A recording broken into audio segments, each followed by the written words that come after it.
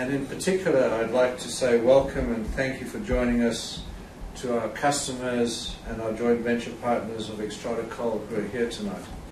Xstrata Coal invests into the communities that it operates in. We invest into community projects, we invest into education, we invest into health, and we invest into the environment, but we also invest into the arts. And the arts are a special area, it brings people together. I think the main benefit for sponsors is that they're able to showcase to their local customers or suppliers the excellence of Australian art and the excellence of Australian culture.